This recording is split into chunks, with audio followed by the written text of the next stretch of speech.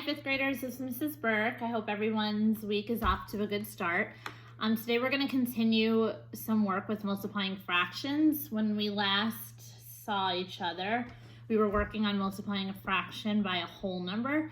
And today we're going to move into multiplying a fraction by a fraction. And we're going to start by using models to show this. So you have to remember, the standard algorithm way is going to be fairly simple, but it's important that you also know how to model these equations because that's also one of your fifth grade standards. So we're going to start with the equation over here, 1/2 times 5/6. And I'm going to recommend before starting, I'm going to model a bunch of these, but then you're going to try some on your own. My suggestion is to get yourself either 2 different color highlighters or these are just regular markers. I chose pink and yellow because when you mix them, they turn orange. You could do blue and yellow, they'll turn green. You can do blue and pink, they'll turn purple. But it'll be a nice visual to help you understand the kind of math that's going on. So before we get to the try it out portion, you're gonna wanna get yourselves at least 2 different color markers or highlighters. Okay, so first we're multiplying 2 fractions, 1/2 times 5/6. Now when we were multiplying by a whole number, you should have noticed something. If we did 1/2, let me just actually show you. When we multiplied, let's say 1/2 times 3. If you remember from last time, you can try this out. 1/2 times 3 wholes. You could draw your model, which is 1/2 once, right? 1/2 twice, 1/2 3 times, and you're gonna end up with 3 halves. Or you could have used the standard way and multiplied your numerator 1 times 3, which gives us 3. And then your denominator is 2. That's the unit, 3 halves, okay? And if you rename this 3 halves, you'll get 1/2. And something important about that, when you started with the fraction 1/2, you multiplied by a whole number or a number greater than 1, and your answer got bigger than where you started. You started with 1/2 and you ended up with 1/2, right? If we would have multiplied 1/2 times 1, we would have stayed with 1/2 because any number times 1 is itself, or any factor times 1 is itself. So notice this is going to be really important when I show you the model. When we have a number, a fraction, or a factor, and we multiply it by a number greater than 1, your factor product over here is going to be bigger than where it started because this is more than a whole. So now back to our model, 1/2 times 5/6. This is going to be interesting. I'm timesing it by a number that is less than a whole. 5 out of 6 or 5/6 is less than 1 whole. 6/6 would have been a whole and it would have just stayed 1/2. But now I'm multiplying it by a fraction that's less than 1 whole. So we're going to see what happens to our answer. So in order to model this, you're going to focus on one factor at a time. And here your factors both happen to be fractions. So I'll just say we're going to focus on one fraction at a time. So I'm going to start with my yellow. And I'll use my purple just to make the fraction. But I'm going to show this fraction.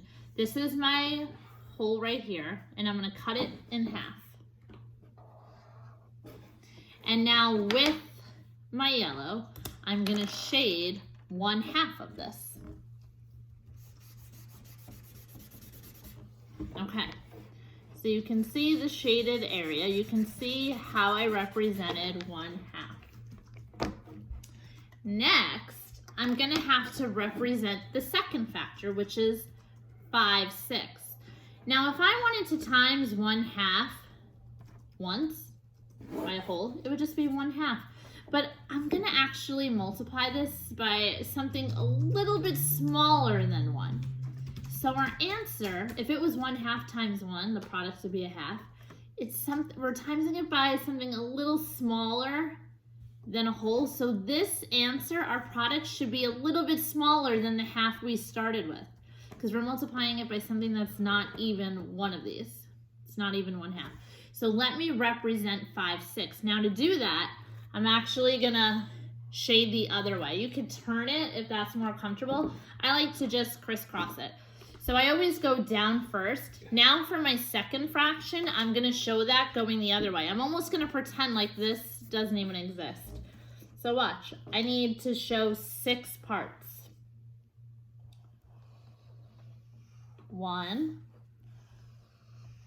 2, 3, 4,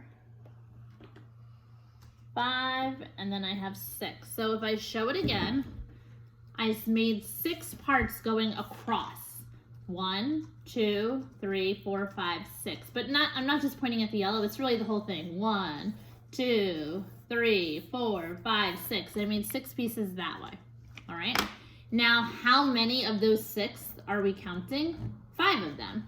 So I'm gonna take my pink marker, and now I'm gonna represent 5/6, and I'm gonna go all the way across.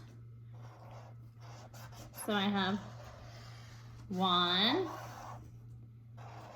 2, 3, 4, 5. So my model now shows 1/2 shaded this way and 5/6 shaded that way. Now my product, or my answer, is going to be that magic orange spot. Do you see how there is one section of this model that turned to orange? The reason it turned to orange is because not only was this piece counted in my 1/2, it was also counted in my 5/6. Over here, this stayed pink because it was only represented when I did 5/6. This part was not represented when I was shading 1/2. And down here, this yellow piece, the reason this stayed yellow is because it was only represented in my 1/2 fraction, but when I did 5/6, this never got covered. That would have been 6/6, so this stayed yellow. And this piece is white because when I did 1/2, this wasn't counted, and then when I did 5/6, this also wasn't counted. So to find out what the product is, you're gonna look for those parts that were counted in both your 1/2 fraction and your 5/6 fraction. So I'm gonna look at my orange parts, but you're gonna notice something else. Look at how many parts I have total. I went from having 1/2 a piece, and then I went from having 6 pieces, but when I count all of them, it's broken down into 1, 2, 3, 4, 5, 6, 7, 8, 9, 10, 11, 12. So I actually have 12ths. These parts change sizes. 12ths.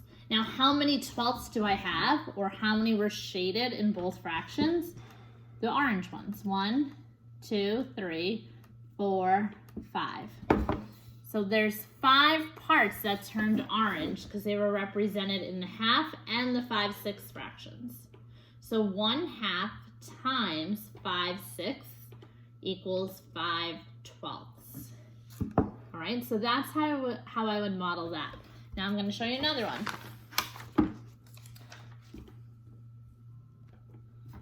Now I have 1/3 times 3/4. Now you can use a circular model. I prefer this rectangular model. I think it's so much easier than working with a circular model. So try it out this way first and see if you can get comfortable with it. So first I'm gonna model my first factor, which is 1/3. So I'm gonna take my whole, and how many parts should I split it into? 3. So 1, 2, 3. You can see my fraction 1/3 once I shade in one part of it.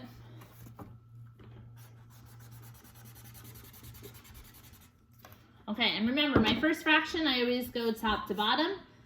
Now to represent my second factor, I'm gonna go from left to right. So now I have to represent 3/4. So I'm gonna cut my whole into 4 pieces.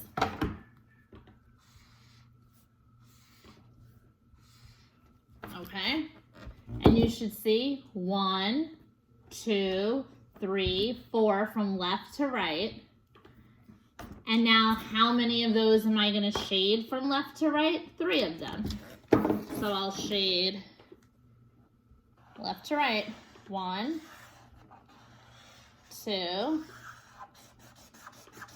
3. And when you're going top to bottom, you have to shade it all the way down. When you're then, for your second factor, when you shade left to right, you have to shade it all the way across throughout the whole hole, okay? So now I'm ready to find my product or my answer. Now, I have how many parts shaded orange because they were shaded both when I made my third and then it was shaded again when I made my 3/4. Let me count. 1, 2, I have 3 shaded parts, but how many parts are there total? I have to count my new parts. I have 1, 2, 3, 4, 5, 6, 7, 8, 9, 10, 11, 12. So I have 12 parts and 3 of them are shaded. So my answer for 1/3 times 3/4 equals 3/12. All right, let's look at one last one. 2/5 times 1/6. So my first factor I draw going up and down. So I need to make fifths going up and down. 1, 2, 3, 4, 5. And how many do you think I'll shade? 2. 1, 2. Okay, so I did my up and down. Next comes my left to right. So I have to make 6. All right, here I go. 1, 2, 3, 4, 5, 6. And how many of those am I shading left to right? 1 of them, from left all the way across to right. Okay, so look closely at my picture. How many total pieces are there? What size are all these pieces? I have to count each box. 1, 2, 3, 4, 5, 6. But remember, I have 6 down and then I have 1, 2, 3, 4, 5 across. So I'm gonna use my multiplication. 6 down and 5 across. 6 times 5, that's gonna give me a total of 30 boxes or pieces or parts. And how many of those are shaded orange because they were shaded both for 2/5 and then again for 1/6? These guys, 1, 2. So my answer is 2/30. And you should see that in my model. Okay, so now I'm gonna mix in the standard algorithm. This part here is gonna feel super easy, super simple, which is fine. And I'm gonna have a suggestion for you. When you multiply fractions using the standard algorithm, which means that you don't need to show a model, you can just multiply it. You're gonna multiply going across first your numerators. So to get my new numerator, I'm gonna say I needed 1 part, then 3. So 1 times 3 is 3. And then what size did those pieces turn into? They were thirds. I mixed them with fourths. 3 times 4, 12. 3/12. And here was that model. So you could see it matches. This is just a much more efficient way to get your answer. Next, multiply my numerators across first. 2 times 1 is 2. 5 times 6 is 30.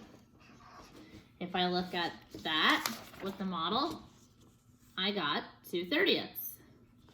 And last, we have 1 times 5 gives me a numerator of 5. 2 times 6 gives me a numerator of 12. And that was this problem here. So my advice for you is when you're ever asked to show a model, I would always solve it the standard way first so you know what your answer is going to look like. And then try the model so you can make sure, all right, I know my answer should be 3/12. Is that what my model shows? All right, it's kind of like a safety net for you. All right, so I'm going to give you one to try on your own. I want you, if you have 2 highlighters or 2 markers, that's the easiest way to see it. Always go up and down for your first factor and then left to right for your second factor, and you're going to pick your answers that overlap for your product. Okay? So here is your problem. And if you want to take my advice, first try to solve it using the standard way so you know what your answer should be. I'll give you about 30 seconds to work on this model.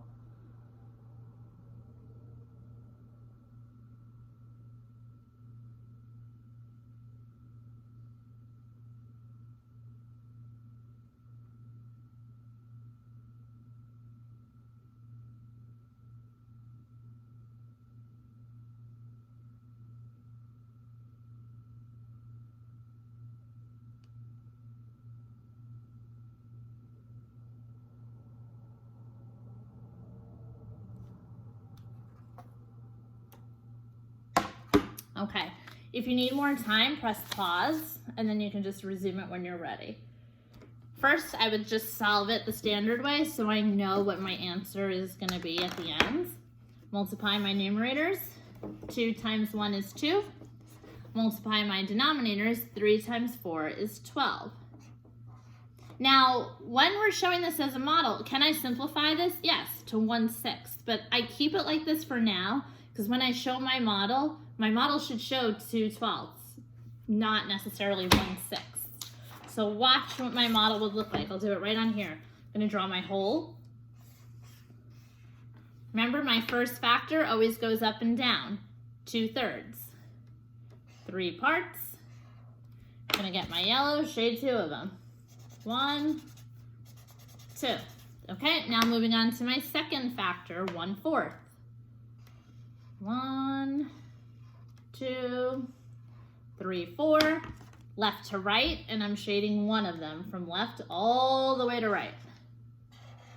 Okay, now I'm gonna look for that orange part that overlaps. The part that overlaps are these 2 orange pieces. They're represented in both fractions.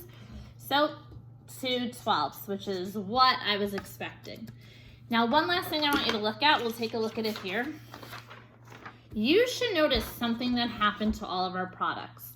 Think about the factors that we started with. So 1/3, 2/5, and 1/2. I started with 1/3.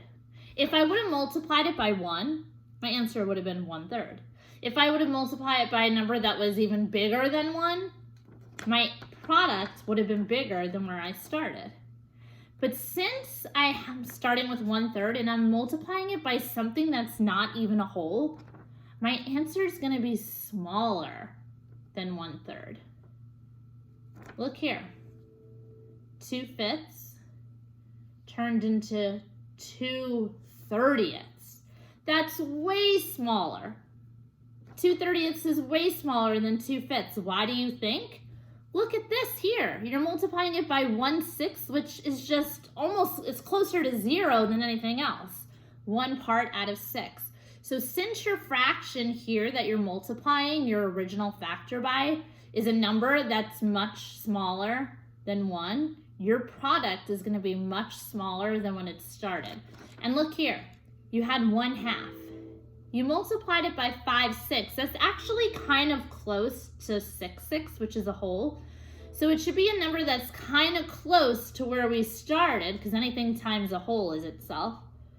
So look, 6/12 would have been equal to the 1/2, and this one's 5/12. It's really close because look, 5 6 is really close to a whole. So we're going to do a lot more thinking about that as the unit progresses, but it's something you should definitely be aware of, and that can help you ask yourself, does my answer make sense? Okay? Good luck with this. I'm looking forward to a Google meeting with a lot of you today at 1:45. I hope to see you there. We can go over this or questions you had the other day with multiplying whole numbers. Okay? I miss everyone so much, and have a great day.